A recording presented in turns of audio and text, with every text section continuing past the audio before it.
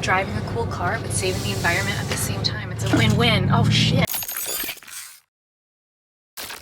This is my Mustang, a Shelby GT350R. This is theoretically the Mustang of the future, the pure electric Mustang Mach-E GT Performance. So this one's definitely quick, but this one sounds better. The weather's beautiful today, so we're gonna take out my Shelby, drive it today, kind of reestablish a baseline, and then we're gonna see what this GT Performance pack is like. So I spent yesterday driving the Shelby, which is always such a good time. I love that car. The sound, the emotion, the feeling, it's one of my favorites. It's truly special to me.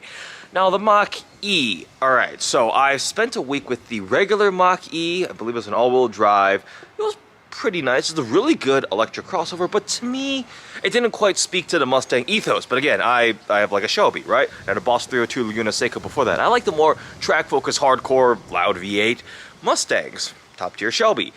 This is the GT, which is going to be very fast. I did do a lap around Road America and a Mach-E GT Performance. It actually might have been this exact car because it's from the Chicago area fleet right now. Now we're going to be driving it for a week and seeing what it's like. I will be honest, I'm actually excited to see what this is like to live with for a week because it's the GT Performance. We'll do a proper exterior walk around, but first look at these wheels and brakes. Those Brembo red calipers. It looks much more aggressive. Not as aggressive as this, but shut the garage door and head off to work in the Mach-E GT.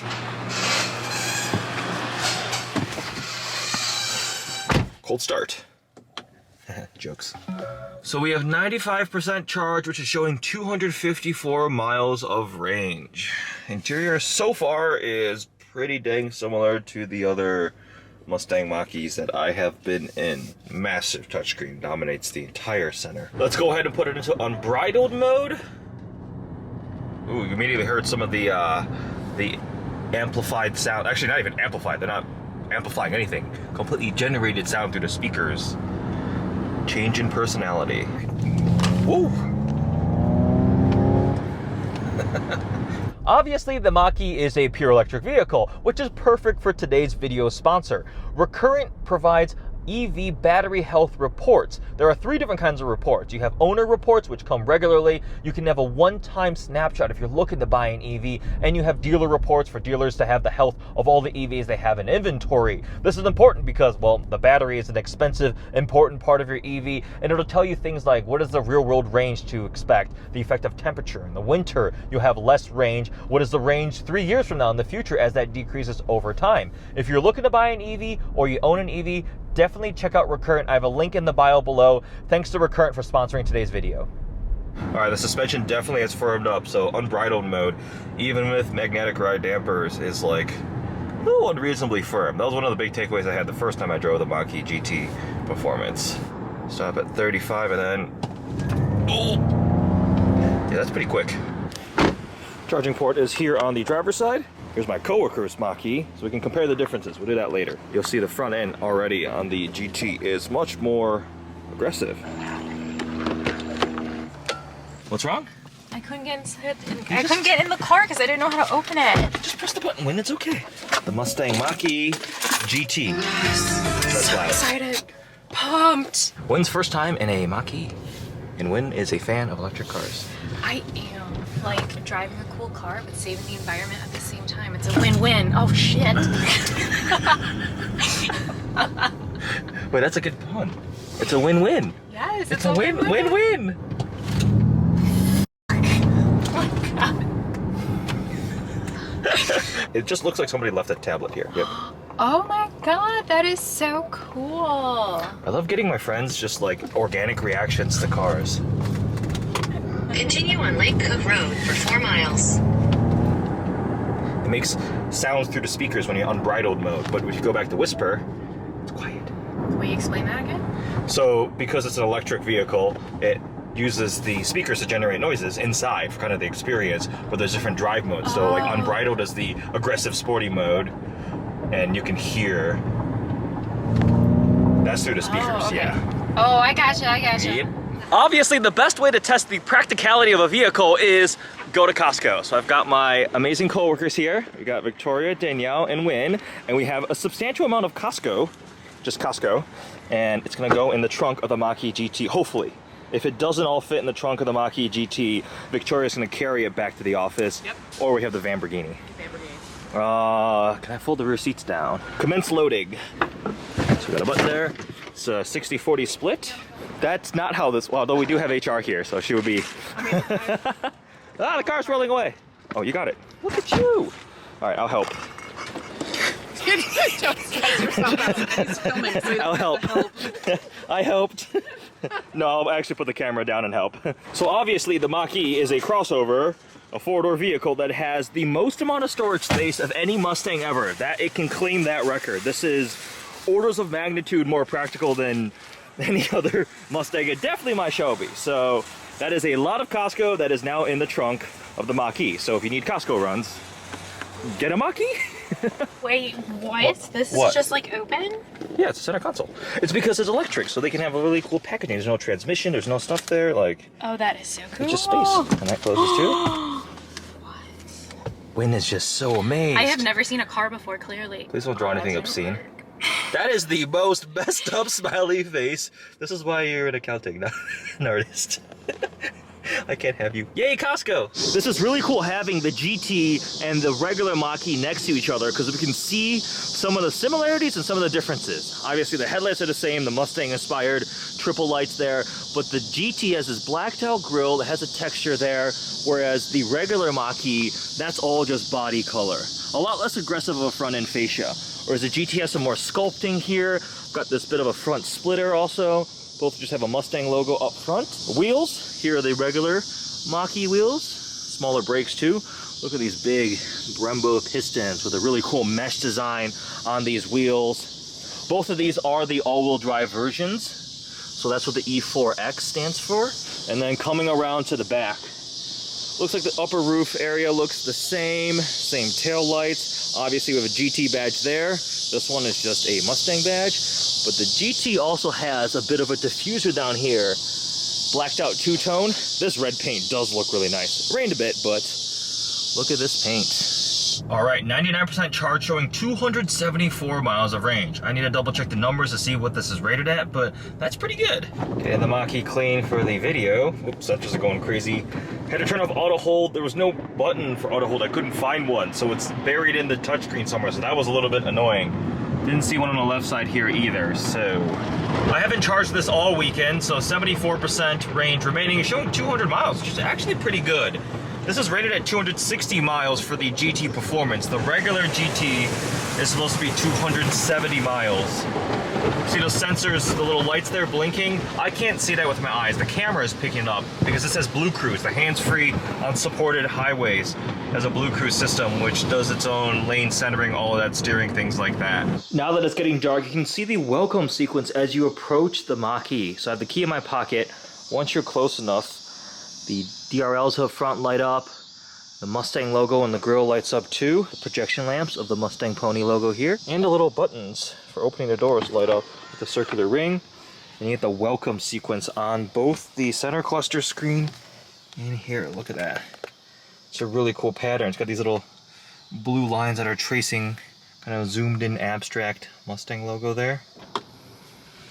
And that's what it looks like when it exits. We can also trigger the whole thing by unlocking it. You'll see, there's the welcome sequence. The Mustang logo on the grille. That's exclusive to the GT and the GT Performance. It fades away last. It's a pretty cool touch. So we have the very iconic tri-bar DRLs up here. And then as the GT, it has a much more aggressive front fascia. This is actually functional. You can see pass-through. There's light on the other side, and then this more aggressive front splitter. And I believe these are active grille shutters that can open and close. And then there's a texture behind this front fascia area too. And in the back, you see the tail lights. From that regard, it's exactly the same as the regular Mach-E. We do have the GT badge back here. And then down below, there's a little bit of a diffuser too. Nice black and red two-tone finish.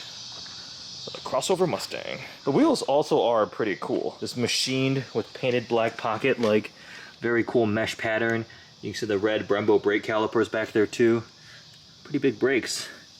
And Pirelli summer tires. These are 245s, 20-inch wheels front and rear. Quite different from the 315s up front and the 325 that I have on the Shelby. All right, today was a busy day. I got to drive a 1300 wheel horsepower twin turbo R8, which was exhilarating, and then took the Mach-E out, filmed the review, nice B-roll shots, got a couple pictures of it. Been driving it, just went to the grocery store. It's almost 8:45 now, so I'm gonna go inside, eat dinner, have some work to do to wrap up the weekend and Sunday night. Tomorrow, Monday, is my last day with the MachE GT, so we'll be taking it and charge it up. It's at about 70% or 60-something% charge remaining, so which is totally fine over the weekend. I have not plugged it in since leaving the office on Thursday, I think. I charged it to full on Thursday. We'll pick this back up tomorrow morning. There definitely is some family resemblance, most noticeably the headlights and taillights. See on S550 Mustang, with the 3 bars right there. Spread out on the Mach-E. Also has the kick to open tailgate, so I'm gonna do that. Perfect. Opens automatically. Put my lunchbox in here. Underneath this flat load floor, we got, looks like an opening. That must be the charger. And a tire inflation kit. Yep, we have the wall charger here. If we were to plug it in to a regular outlet, it'll probably take eons to charge, but it also looks like, oh, look at that. This is like a 240 volt, I think. Like a dryer outlet or something. I'm not an electrician, I don't remember exactly how many volts. 240? 220? More than 100. An interesting omission is sometimes you have a button to not only close the trunk, but a button to close and lock the entire car. This one just has this button here for closing it, and you can set the height. See the little diagram of your foot kicking it, and then how tall you want to. Check out the owner's manual to understand how to do that one. Very aerodynamic side here, no door handles. Just the little circular buttons here. Pops out the door, and we go. We've got GT, the Mustang logo on the door sill there. The seats are a combination of leather and suede. It's got this really cool pattern etched in. It's like these little triangles joined by dots at the nodes that fade out to just this triangular pattern, and this extra shoulder bolstering here that the regular Mach-E definitely does not have. Pretty cool, a little more sporty. Mustang logo on the steering wheel. And then just overall materials are so much nicer than even my Shelby. Bang & Olufsen sound system with the middle B&O speaker logo. Leather stitched right there. Little door handle, which confuses some people. Let's go ahead and turn it on. Since there's no transmission here, you've got a lot of storage space. A couple charging ports, wireless charging pad, cup holders, and then there's storage space below that area. And then we have the console area with the rotary transmission selector, parking brake, hazards, parking assist, and then you see the GT embossed there. This armrest raises up, and there's another big storage space here with a lid that you can close if you want to hide valuables in there. Here's a nice laminated window sticker. So it's the Mustang Mach-E GT all-wheel drive, 88 kilowatt-hour battery, single-speed transmission, rapid red metallic paint. Base price for the GT is $59,900, and this has $8,600 in options, the majority of which is that $5,000 GT Performance Edition package. And then we have the panoramic glass fixed roof, that's $1,300. Ford Copilot 360, $1,900, which brings Blue Cruise, and the paint was $400 for an as-option price of $69,600, which is right around where a Tesla Model Y Performance will cost. A lot of things are standard on the Mach-E. Also worth noting, the battery, HV battery / component warranty is 8 years or 100,000 miles. That's pretty good. Peace of mind. They're standard for like these EVs. We have a combined MPG equivalent of 82 MPG equivalent, 88 city, 75 highway. We're gonna actually go ahead and get to work and plug this in and charge it up now. It's currently showing 164 miles of range at 62% charge. Again, this one is rated at 260 miles. The non-performance GT is 270 miles. Also a fun thing on the Mach-E is it says ground speed there, as opposed to air speed. I think that's the whole point. Charging times we're looking at. So from 58% to full, it's showing 4:57 p.m. Monday for 100%. It's just before 9:20 a.m. So once I finish work, it should be at 100% battery capacity. Coming out to the Mach-E GT at night. I'm not good at leaving work on time, so it's like 9 p.m. So it's definitely fully charged. As soon as you get close, lights up. Let's check actually, what's the charging status? The welcome sequence though, it's always really cool to see. And yes, driver door jar, no, 100%. See, it's showing 278 miles of range. That's more than the EPA rating. It's rated at 260 for the GT Performance. Even at night, that paint has some really nice flick. It gives it a really cool depth to it as it follows those body lines. There's the taillights at night. Very unmistakably Mustang styling. I could probably spend an entire video playing around with this screen and showing you all the controls. This vertically oriented, very nice latest sync touchscreen. In the top left-hand corner, we have a little Mach-E model. You tap that and it pulls up your drive modes. You can have your camera, surround view, the front view. Close out of that. We got parking assist, I believe. Access. Interesting. Ooh, look at that. Unlock charge cord. Oh, the trunk just opened. Driver assistance, auto hold mainly. I'm gonna turn that back on. Oh, auto hold, closed door to enable. Okay, yeah. Valet mode, that's also handy. You can enter a pin. More settings. So there's so much in here. So I close that back out. And now this is CarPlay. It takes over the top half of the screen. But we have the sketchpad. Hopefully nobody's drawn anything on this prior to. Okay, that's okay. Hi. Saved ones. Oh, I don't know what that was. I don't know if I want to promote that. We've got trip info too. So this is my drive. Wait. Oh, this is just me sitting here, I think. But it'll show you how much you're using. It'll coach you on your energy usage, how you're driving, things like that, where your power is going. It's a lot. Tire pressures. Oh, the tire pressure's good on this car. Oh, 35 pretty much all around, 36 in that corner. So you'll see there's just, oh, also you can pull these tiles up too. Pull CarPlay back up, and then climate is below. So it's just a really nice system. All right, we have max charge, 100%. Let's floor it. There's 60. And also should have this brake coach that when I come to a stop, tells me 80% energy return. I was on the brakes a little hard, so you can optimize that to have as much of the regen braking recouping your energy as possible. This wraps up my week living with the Mustang Mach-E GT Performance. Have I completely fallen in love with it? No, like it doesn't replace to me a V8 Mustang GT. Has it earned the GT badge? Yeah, it's a good amount above the regular Mustang Mach-E for it to deserve the GT badge. It's definitely quick.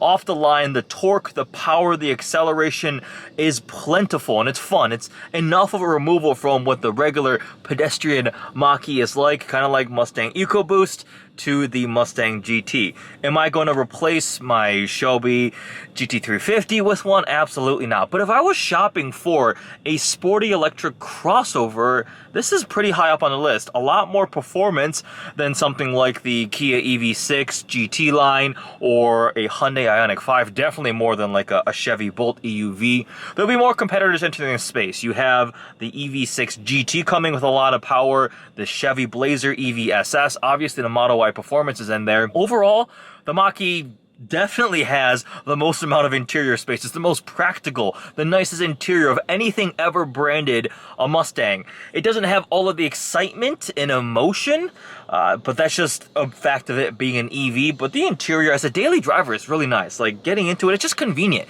It's comfortable, a lot of great technology, nice sound system. And when gas is like $5, $6 a gallon, it's been nice not having to pay for gas in the Mach-E GT. Fast, impressive. I have taken it around the track in the rain, so it has earned that, like, I've tracked a Mach-E GT Performance, and I think it's enough cooler than the regular Mach-E, in my opinion. So there's my week living with the Mach-E GT. Practical, for sure. Hope you guys enjoyed this video. Make sure you also check out the full review. Thanks for watching.